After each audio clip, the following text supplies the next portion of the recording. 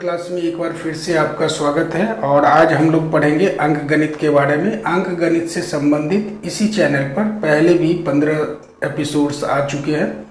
आशा है आप लोगों ने वो सारे एपिसोड्स देखे होंगे, और अगर नहीं देखा है तो ज़रूर देखें।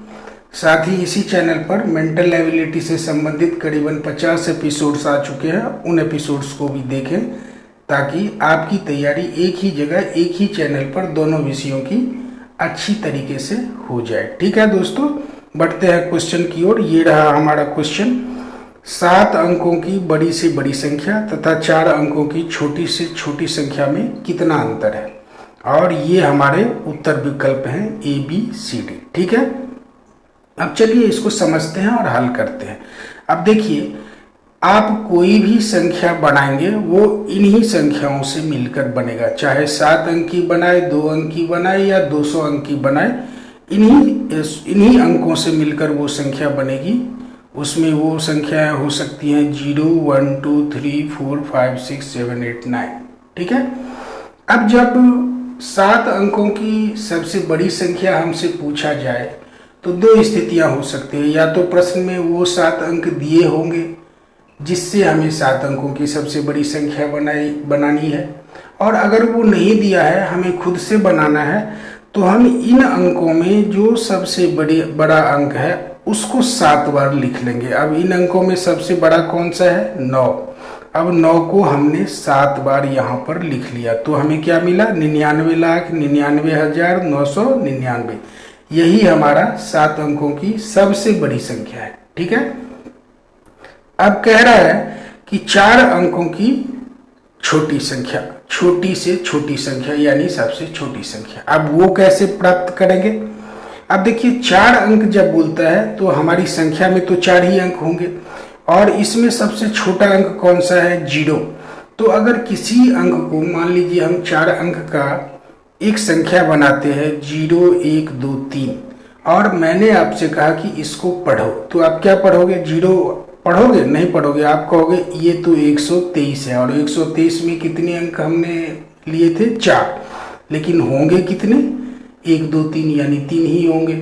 तो इसका मतलब जब हम सबसे छोटी से छोटी संख्या बनाएंगे तो सबसे पहला अंक 0 नहीं लेंगे, उसके बाद जो सबसे छोटा अंक है वो लेंगे। तो 0 के बाद सबसे छोटा अंक कौन सा है? 1, तो हमने ले लिया 1। लेकिन चूंकि सबसे छोटी बनानी है, तो अगर उसके बाद हम 2 लें तो वो बड़ी हो जाएगी। तो इसीलिए हम क्या करते हैं, हमेशा 1 लेने के तुरंत बाद हम 3 बार 0 को यहाँ पर लिख लेंगे। 4 अंक की बनानी है तो 3 बार, अगर 5 अंकों का बनाना होता तो 4 बार। एक तो हमारा 1 ही हो गया, और 4 बार हम यहाँ पर 0 लिख लेते तो 5 अंकों की संख्या हो जाती।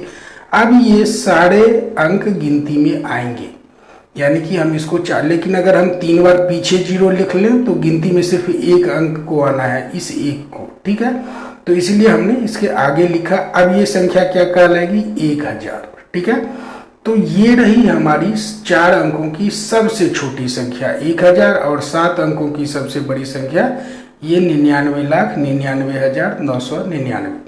अब हमारा प्रश्न कहता है कि इन संख्याओं के बीच में अंतर बताओ। हमने घटा लिया। अब 9 में से आप 0 घटाओगे तो कितना आएगा? 9। इसमें भी क्या आएगा? 9। इसमें भी क्या आएगा? 9। और इसमें 9 में से 1 घटाना है तो क्या आ गया? 8। और ये तीनों 9 तो ऐसे ही आ जाएंगे, क्योंकि यहाँ पर कोई अंक घटाने के लिए नहीं है। तो हमें कौन सी संख्या प्राप्त होगी? 99,98,999। यही हमारा उत्तर होगा, यानी कि 7 अंकों की सबसे बड़ी संख्या और 4 अंकों की सबसे छोटी संख्या के बीच का अंतर कितना होगा? 99,98,999। हम देखते हैं हमारे उत्तर विकल्प में ये रहा डी। यहाँ पर क्या है? 99,98,999। ठीक है दोस्तों, तो हमारा उत्तर क्या हुआ? डी। बढ़ते हैं अगले क्वेश्चन की ओर। ये रहा हमारा अगला क्वेश्चन। पहले क्वेश्चन से बहुत मिलता जुलता है। चलो पढ़ते हैं।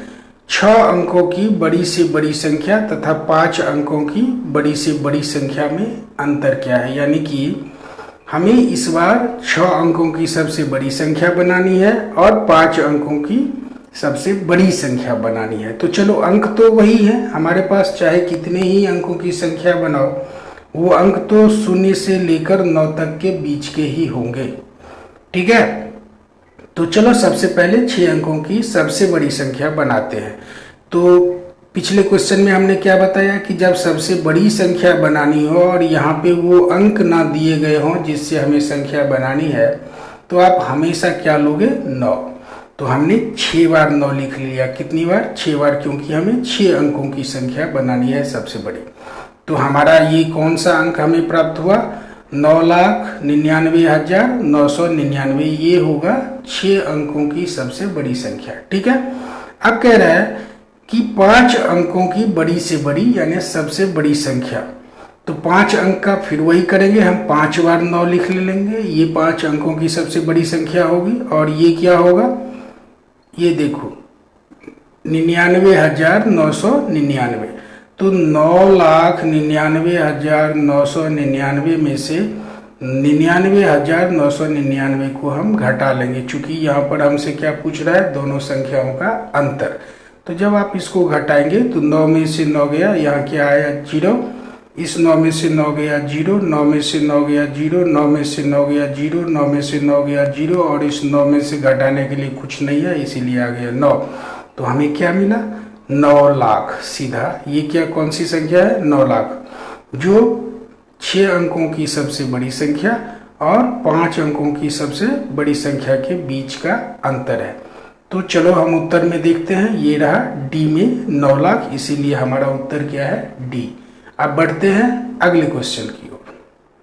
ये रहा हमारा अगला क्वेश्चन। निम्नलिखित में कौन सा 25 के बराबर नहीं है, निम्नलिखित में से कौन सा 25 के बराबर नहीं है, ये हमारा प्रश्न है। अब ये हमारे उत्तर विकल्प दिए गए हैं। चलो एक एक को हल करके देख लेते हैं कि इनमें से कौन सा 25 के बराबर नहीं है। तो हमने पहला लिया, ये देखो ए में क्या है, 50 घटे ब्रैकेट शुरू है 100/4 ब्रैकेट बंद है।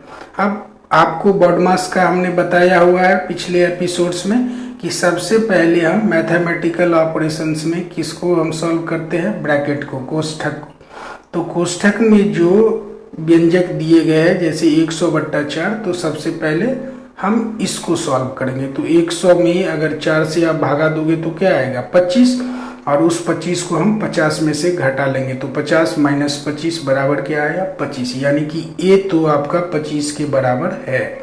प्रश्न हमारा क्या है कि निम्नलिखित में से कौन सा 25 के बराबर नहीं है, तो ए तो हमारा उसके बराबर है। अब लेते हैं बी को। बी क्या है, ये रहा 20 जोड़ 20/4। अब फिर हम ब्रैकेट की क्रिया करेंगे। 20 में अगर आप 4 से भाग दोगे तो कितना आएगा, 5, और 20 में 5 को जोड़ दोगे तो कितना आया, 25, यानी कि बी भी हमारा क्या है, 25 के बराबर है। लेकिन हमें पता क्या करना है, कौन सा 25 के बराबर नहीं है। अब आते हैं सी में। सी में देखो क्या है, 10 जोड़ 5 × 2 जोड़ 10 घटे 5। अब इसकी क्रिया हम करेंगे तो क्या आएगा, 5 दूनी 10, तो हमने लिख लिया 10 जोड़ 10 यहाँ पर, और जोड़ 10 में से 5 घटाओगे तो कितना आया, 5, हमने लिख लिया जोड़ 5। तो 10 जोड़ 10 जोड़ 5 बराबर वापस क्या हो गया, 25। अगर आप चाहो तो यहीं पर आपको उत्तर मिल गया। चूंकि ए नहीं है, बी नहीं है और सी नहीं है, ये तीनों 25 के बराबर है। हमें जानना है कि कौन सा बराबर नहीं है, तो ये तीनों आपके उत्तर नहीं है। जो बच गया वो आपका उत्तर है, यानी कि आपका उत्तर क्या होना चाहिए, डी। लेकिन एक बार हम लोग जांच लेते हैं कि क्या वो 25 के बराबर है या नहीं है। चलो देखते हैं। तो 24 जोड़ 2 × 1 यहाँ पर। अब ये देखो, तो हम पहले ब्रैकेट की क्रिया करेंगे और ब्रैकेट में है 2 × 1। जब 2 को 1 से गुना करोगे तो 2, तो 24 में 2 हमने जोड़ा तो हो गया 26। यानी कि इसमें से डी ऐसा एक समीकरण है जो 25 के बराबर नहीं है। तो हमारा उत्तर क्या हुआ, डी। चलते हैं अगले क्वेश्चन की ओर। ये रहा हमारा अगला और आज का अंतिम क्वेश्चन। अब ये क्या कह रहा है, x का वह मान जिसके लिए निम्न कथन सत्य है। अब ये एक व्यंजक दिया गया है, ठीक है। कह रहा है कि इसमें इस समीकरण में आप x का मान ज्ञात करो, इसमें से कौन सा है। ये चार आपके उत्तर विकल्प दिए गए हैं, 7/2, 14, 7 या फिर 28।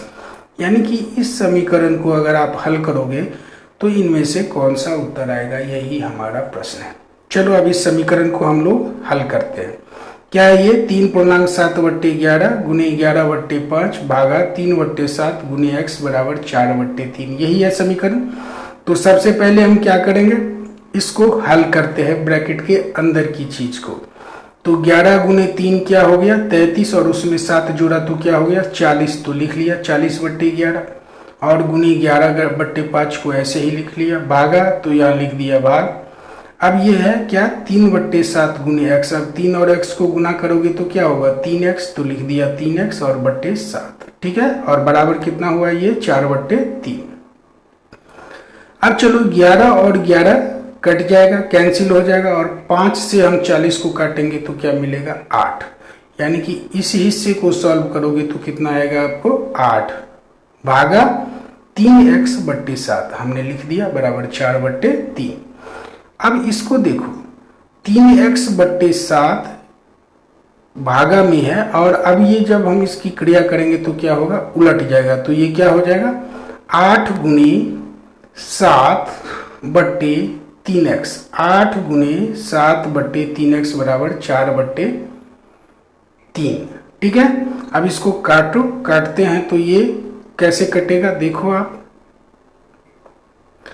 अब इस 3 को हमने इस 3 से काट दिया, ठीक है, 3 कट गए दोनों साइड वाले, बराबर के इस तरफ वाला 3 और इस तरफ वाला 3 कट गया, और 4 से ये 8 कट गया, तो क्या हो गया 2।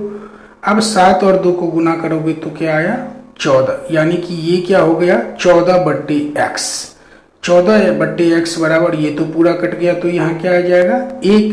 अब इसको कोना कोनी गुना कर दो, क्रॉस मल्टीप्लिकेशन करोगे तो ये क्या आएगा x गुने 1 बराबर 7 गुने 2, यानी कि x बराबर क्या हो गया 2 गुने 7 बराबर 14, यानी कि हमारा उत्तर क्या होगा 14, और ये हमारे उत्तर विकल्प में कहाँ है बी में, तो इसीलिए हमारा उत्तर क्या हुआ बी।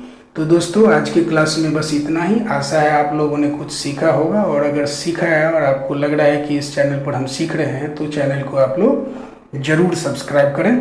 मिलते हैं आप लोगों से अगले क्लास में, तब तक के लिए आप लोगों का बहुत बहुत धन्यवाद।